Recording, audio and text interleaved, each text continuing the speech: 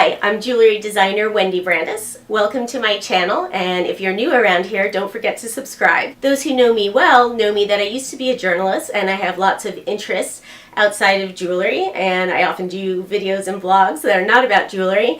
And today's video is about next Tuesday, November 6th, which is Election Day. If you haven't already voted, put it on your calendar now, Tuesday, November 6th. Most states have early voting or kind of easily accessible absentee voting. New York does not. We have 1 day to vote. New York is where I live, of course.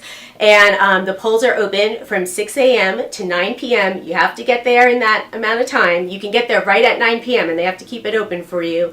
But there is no such thing as voting the next day here. Now, I know people have all kinds of reasons for not voting. They say it's not going to make a difference. I don't like any of the candidates. And I'm going to reply to that in the words of a friend of mine who once said this at a meeting. Shout out to Stuart for this iconic remark. He said, "You're wrong." He didn't say it to me, God forbid. He said, "You're wrong, and I'm going to tell you all the reasons why you're wrong." First of all, you know how people say the definition of insanity is doing the same thing over and over again and expecting a different outcome? Well, if you're doing nothing over and over again and hoping for a different outcome, that is insanity. You're doing the thing.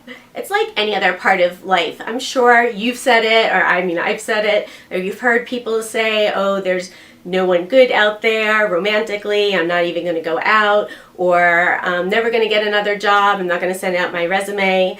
And you might even be the one who's given them good advice and said to them, you're not going to you're not going to meet someone sitting, my parents used to say, you're not going to meet someone sitting on your couch. Actually, compared to when I was young, you can sit on your couch and get a mate or a job, but you do have to at least be swiping and submitting your resume online. You have to be doing something. Your fingers have to do the walking, or else nothing will happen. Whatever it is in life, perfection is not guaranteed to come immediately. So you've got to get the process started.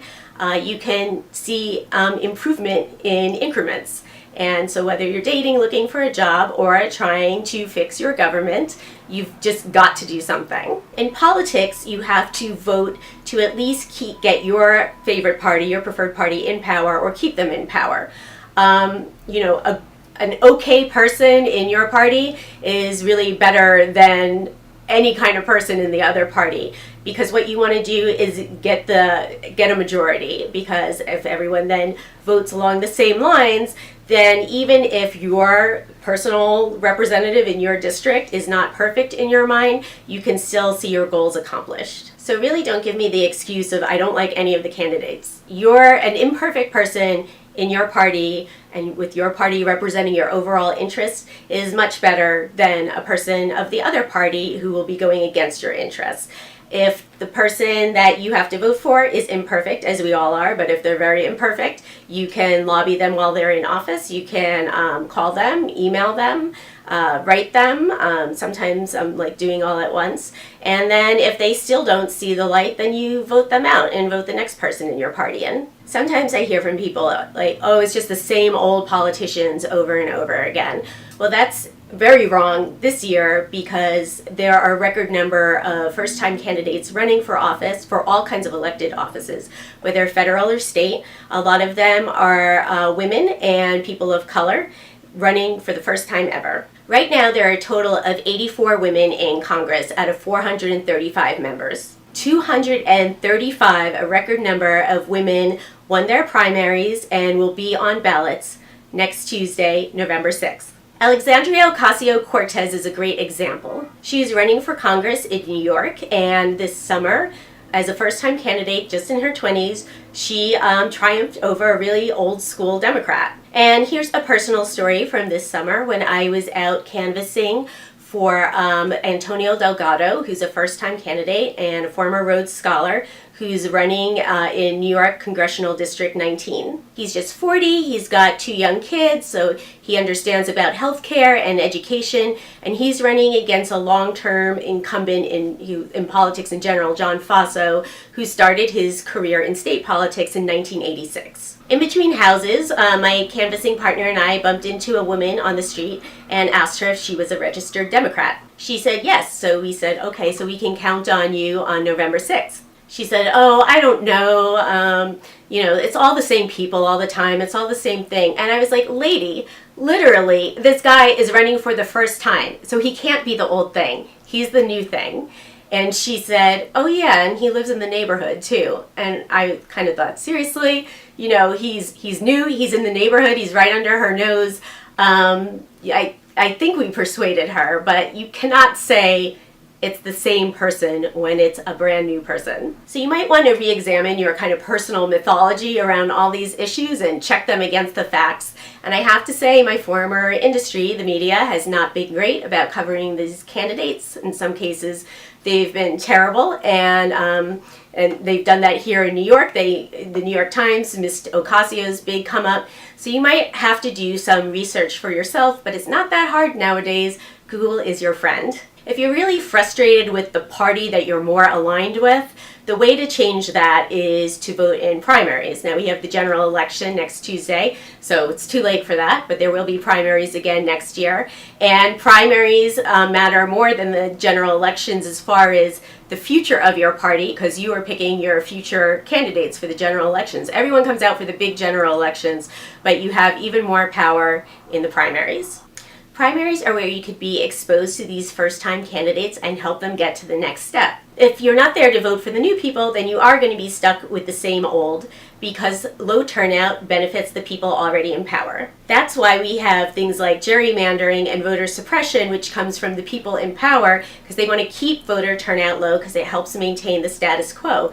They're in power. They don't want anything to disrupt that careful balance. People who are already in office have power and influence, and other people are going to turn out to vote for them. If you depend on the state senator for your job, you're going to come out and vote for him. In New York, real estate developers pour huge amounts, millions of dollars into state campaigns. So they're going to come out and vote for those people who are going to let them keep building giant high-rises that raise the rent and end up being empty, ruin the skyline. And they're going to be out voting. So if you're not voting, then you're giving them free run.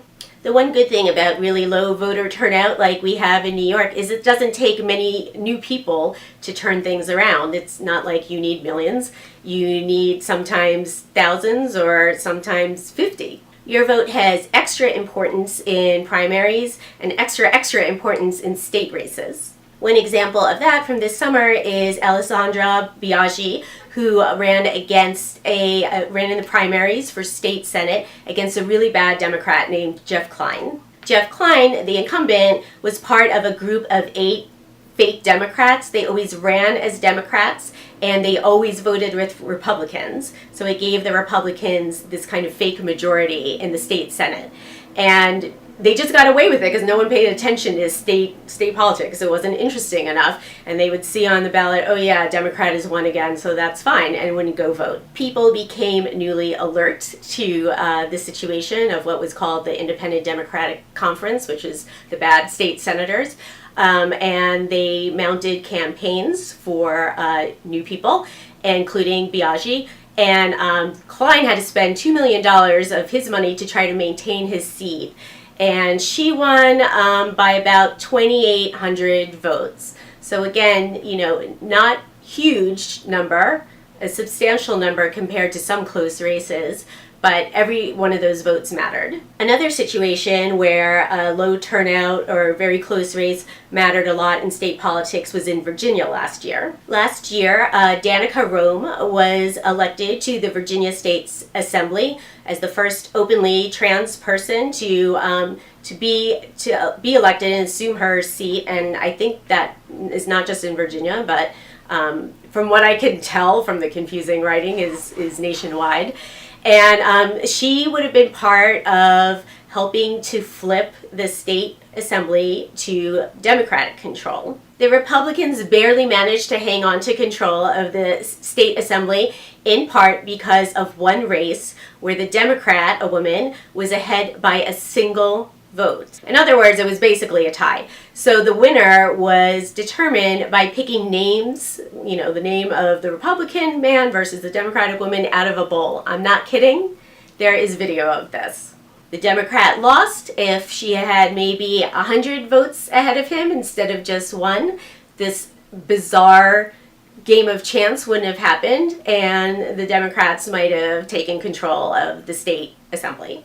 State politics might affect you more than you know, because none of us, I have to admit, before 2016 paid much attention, except for the people who wanted to run someday, probably. So say in New York, Republican control of the Senate has prevented voter reform from passing, which is why New York is one of the minority of states that doesn't have early voting. We also have a not very good law on the books related to abortion that is pre-Roe v. Wade. It was never updated because the federal law came in and superseded it, so they just kind of left it there. Now, if the federal law goes away, then we default to this thing from, pre-1973. So it's never been updated, and people have tried to, but Republicans in the Senate, including those bad Democrats, haven't passed it. So that really affects people in New York. And I could go on with a million other things in New York, but you don't care. Here's another thing, though, that you should care about in any state, because guess where a lot of important national politicians get their start?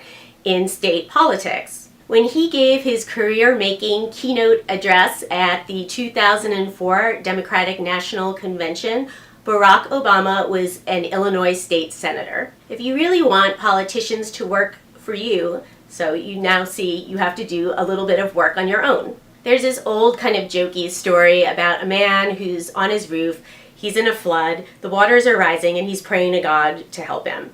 A rowboat comes by, and the man in the rowboat says, jump in, I'll row you to safety. And the guy on the roof is like, no, I've got it, God's got me, I'll be okay, and the man rows on. Then a woman comes up in a motorboat and says, hey, jump in the motorboat and we'll ride to safety. And the guy's like, no, I've got this, I'm okay, I'm praying to God. And the waters keep rising, and then a helicopter flies by, and the pilot yells down, I'll throw this rope down to you and you'll grab hold of it and I'll fly you to safety. And the guy says, nope, I've got faith, God's got me, so the helicopter flies away. The waters rise up, the guy drowns, goes to heaven, and then he gets to talk to God personally. Face to face. So he says, I was praying to you, I had faith, why didn't you save me? And God says, who do you think sent you the rowboat, the motorboat, and the helicopter? And that is the tongue-in-cheek version of God helps those who help themselves. What I am telling you is that you do have the tools to change your political environment. You just have to use them. Do not wait for some mysterious force to come save you. Go out and vote. Tuesday, November 6th, I will see you at the polls.